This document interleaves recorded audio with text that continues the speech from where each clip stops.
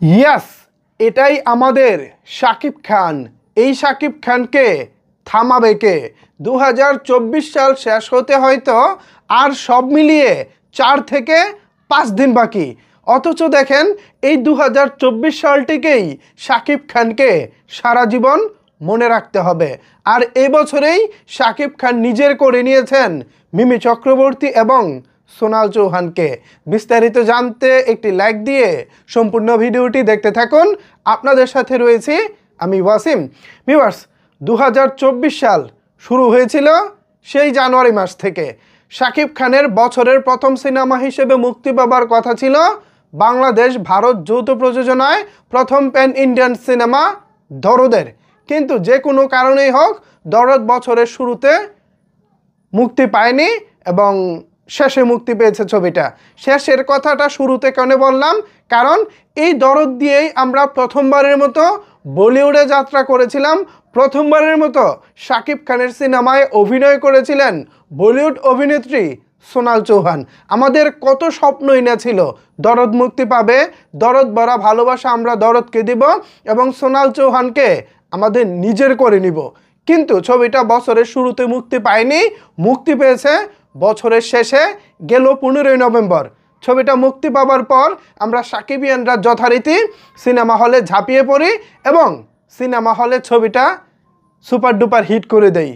আমাদের যে প্রত্যাশাটা ছিল সোনাল চৌহানকে আমরা নিজের করে নিব, কিন্তু সেই সুযোগটা শাকিব খান আমাদেরকে দেয় নাই ভাই। সেই সুযোগটা শাকিব খান নিজেই লুফে নিয়েছেন। সোনাল চৌহান তথা ফাতেমাকে দুলু মিয়া নিজের করে নিজের মনে রেখে দিয়ে শেষ পর্যন্ত তিনিই জিতে গেছেন। সো শাকিব খান দরদ দিয়ে অভিনয় দিয়ে মানুষের মনে এখানে জায়গা করে নিয়েছেন, পাশাপাশি সোনাল চৌহানকে নিজের করে নিয়েছেন। এরপরে শাকিব খানের যে সাফল্যটা ছিল 2024 সালে, সেই সাফল্যটা হলো ব্যবসায়িক সাফল্য। শাকিব খান গেল বছর হারলেনের মাধ্যমে তিনি তার ব্যবসায়িক পথ চলা শুরু করেন। কসমেটিক্স ব্র্যান্ড এবং বিভিন্ন যেই পণ্যগুলো আছে সেগুলোর মাধ্যমে শাকিব খান তার ব্যবসায়িক যাত্রা শুরু করেন এবং সেই যাত্রার চূড়ান্ত যে সাফল্য, সেই সাফল্যটা শাকিব খান নিয়ে আসেন 2024 সালে। এর পাশাপাশি শাকিব খান বাংলাদেশ প্রিমিয়ার লিগ বিপিএলে দল কিনেছেন, যে দলটা আগামী 30শে ডিসেম্বর মাঠে নামবে নতুন উদ্যমে নতুন লড়াইয়ে। আশা করি এখানেও শাকিব খান সাফল্য পাবেন। এরপরে আরও 2টি সিনেমা রয়েছে শাকিব খানের, যে 2টি সিনেমা দিয়ে শাকিব খান বাংলা চলচ্চিত্র ইন্ডাস্ট্রিকে 2024 সালে বেশ বড় রকমের একটা ধাক্কা দিয়েছে।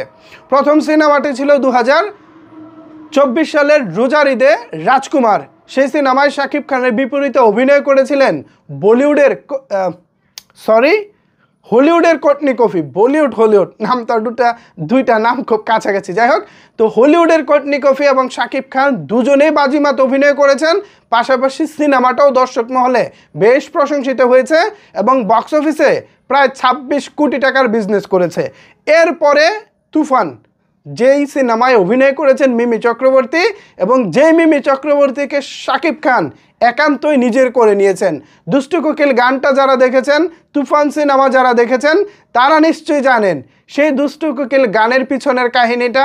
একটা ছেলে যখন মিমি চক্রবর্তীর আশেপাশে নাচতেছিল, তখন শাকিব খান তার গ্যাংকে দিয়ে খবর পাঠাচ্ছিল তাকে বল এখান থেকে সরে যেতে, কিন্তু সে সরে যায় নাই।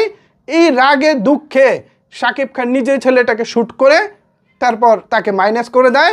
এরপর থেকে শাকিব খান মিমি চক্রবর্তীকে নিজের করে দেয়। পরের ইতিহাস সবার জানা, তুফান বাংলাদেশের ইন্ডাস্ট্রি হিট তো বটেই, এ যাবৎকালের সর্বোচ্চ ব্যবসা সফল সিনেমাটাও হয়ে গেছে। বক্স অফিসে সিনেমাটি ব্যবসা করেছে 56 কোটি টাকার কাছাকাছি।